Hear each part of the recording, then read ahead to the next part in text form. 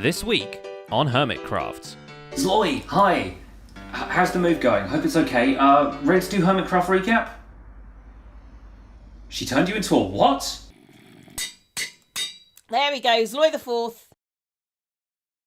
Welcome to the Hermitcraft Recap. My name is Pixel Riffs, our writer is ZloyXP, and we don't cover live streams except for the times when we do.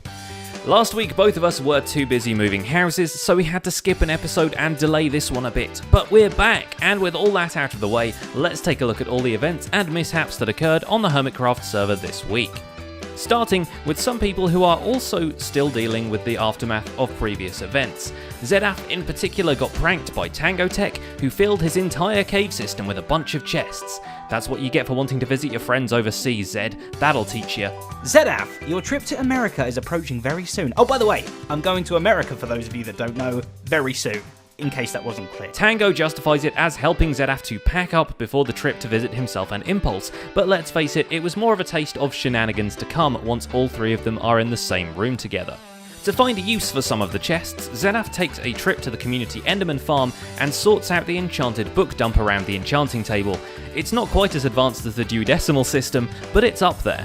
Tango's own base too is visited by several different prank fairies. Azumavoid comes around to swap his own face for Tango's on the Pastor of Muppets diorama, plus the Convex stop by to raise an enormous Princess Elsa ice castle.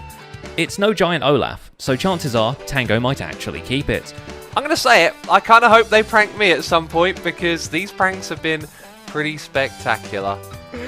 What are wrong with my arms? Tango the Ice Princess. Oh my god, burn it with fire. It'd be a bit of a hustle though to merge it into the hellish landscapes and villainous architecture Mr. Tech has been developing this whole time. He can't even build a support pillar for the minecart elevator without a dozen spikes sticking out of it. Across the ocean at Renskull Island, Ren reacts to an Iskalian meteor that fell out of the sky last week by putting it in quarantine, setting up an antivirus barrier around it before the infection spreads. And he wouldn't want it to spread considering he's just finished up the casing for his auto smelter and it's looking smooth as silk. So I've been working pretty hard on this off camera and I've got lots of stuff to show you guys here. On a similar thread, Iskal finally cleans up the wool Enderman Azuma left at his island, leaving just the one dangling from a cloud. 1 hour and 25 minutes, but I gotta say, it's totally worth it. Proving that it'll take more than a glass antivirus to keep him out, he breaks into Ren's food storage system to steal the potatoes he needs to rebuild his villager breeder. But karma may finally have struck when he tries to fix the trading hall and his mending villager suffocates in a block. Oh my goodness. Oh my goodness, I cannot believe that. That is the unluckiest thing I've ever seen. Captain Jack Sparrow, our mending villager, is dead. The server might be in trouble since it seems Iskal himself is spreading. While working on her build for hire shop, False Symmetry traps an Iskal 25 zombie under the temple, making it canon that there might be at least 84 other Iskals running around, and that's assuming that Iskal 86 and up is not a thing. Dang it. Okay, I can't actually have glass there. And he's holding dirt. No! I want you to hold diorite. The build for hire shop is actually an expansion of the miniature mall False has going in the community area. The other two services False provides are False Insurance, an insurance agency, ? And the Pants Shop, which might only exist because False felt like pixel riffing several armor stands into the glass blocks. Zloy, did you just make me into a verb? Yes, I know a potato is worse. Later, False has an ABBA caving face-off with Good Times with Scar. We would announce the winner, but according to people in the comments, Scar didn't count his points correctly. Which is fair enough. Mathing is hard when you're on like a dozen potions. I think this is like hard mode. This is like hard mode, isn't it? This is hard mode Evercave. That's what it is. Wells Knight, on the other hand, is altering his perceptions intentionally. Some glorious shaders for a glorious milestone, episode 100. A worthy occasion to go over all the cool stuff Wells has built throughout the season, as well as visit the community area, because you might as well. So good with shaders as well. Like, that's kind of surprising. Often when you go underground like this, it doesn't look super good with shaders. It's like too dark and you can't really see anything. But this is gorgeous. Python has gone back underground too, with the aim of finishing the ceiling of his grand underground base. For us, that means a pretty epic time-lapse, and after getting slightly blown up while helping Cub make a ravine last week, he takes a viewer suggestion to heart and enchants some full blast protection armor while he's at it. Maybe that will protect him from the end crystal inside his own shop. Staying subterranean, this week saw TFC moving his crop farms into a hollowed out section so they can be flushed into hoppers and an auto-sorting system. Watching the results in action is pretty satisfying. Stress Monster takes a more aesthetic approach to the caverns beneath her swamp, terraforming a cave into an underground allium grove, which she forgets to put alliums in for a while there. Far above the Nether, Impulse SV finally achieves his long-standing goal of 1,000 levels. And by long-standing, we mean he had to stand in his gold farm for a long time. Still, with that out of the way, he can finally get to work on tearing out the unreliable Llama Vator and preparing his portal area to be connected to the Nether Hub. It never works first try. And of course, since I'm recording it, it decided to work. Speaking of hubs and cubs, Cubfan has officially completed the Cub Hub. The latest developments include a giant planet looming at you from the ceiling, populated with upside-down animal aliens. Animalians, if you will. Additionally, there's an actual UFO with the Vindicators floating around. Gotta be a lot of fun for the llamas once those guys land. These guys are gonna be on top secret op, codenamed Silver Cobra. Cobra!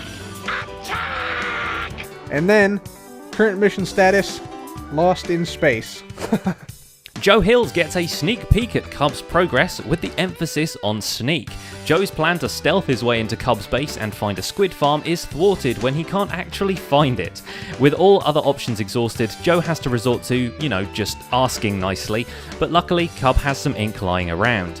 Back at Castle Ravenloft, Joe outfits the dungeon with 40 crypts, all with some sort of lore attached to them, so you'd better hope that D&D party makes it down to the crypt. Vintage Beef's castle doesn't have crypts yet, but he's working on it, this week installing a dungeon which already seems to have a single inhabitant who is not Vintage Beef. Maybe he was just attracted to the details and mistook it for a studio apartment. This guy, if you keep up your noises, you're gonna be the first prisoner. Do you understand me? Yeah, you better. Jevin installs a new redstone elytra launcher in his underwater base, seemingly tired of flying out into a bunch of water and guardians coming for a visit through the hole in the wall. Sadly, while the new launcher aims to torpedo him into the sky, it ends up instead torpedoing him into his own ceiling half of the time. Jevin also pays a checkup visit to his original base and pushes the resident villagers around, just so they don't get too happy and remember who's the boss. The most useful ones even get thematically fitting market stalls in the trading cave that they are collectively trapped in. Mumbo Jumbo takes an even more brutal approach to dealing with villagers. Tired of getting extremely useful nitwits out of his breeder, he designs a room in which unwanted villagers can be dispatched in a variety of ways. The building process is not without its setbacks, almost as though villagers don't want to be dispatched in a variety of ways, but ultimately by the end of the episode they are dispatched and the ways are indeed various. He spends the rest of the week taming dogs, which goes well. Get another dog, that's what! Now I've got 2 buds. We're gonna take on some serious enemies. And taming squids, which doesn't. It doesn't feel like they care. I don't think I've leashed him at all. I think he's free to do whatever he wants. Come on! See, the thing is you're supposed to tame guardians and let them kill squids for you, which Azuma does in his everlasting quest to kill things at his base. On this week's menu, a squid lasering chamber with a side dish of golem blood spilling out of a pipe into a blood river. X even moved the golem killing chamber to make this build more legit. Which, now that I think about it, isn't golem blood just pumpkin juice, since they're made of pumpkins and iron? Oh, who cares? Happy Halloween! And thank you for watching this episode of the Hermitcraft Recap. My name has been Pixel Riffs, our writer is LoyXP, and he's also a potato, so that's a thing. Nevertheless, check out this video of him stuffing sugarcane into villagers' faces in the end cards, and visit the Fullcraft Recap channel if you're into modded stuff, or you just want to see us make more fun of Rendog. Thanks for watching, and we'll see you next week. Pinky promise.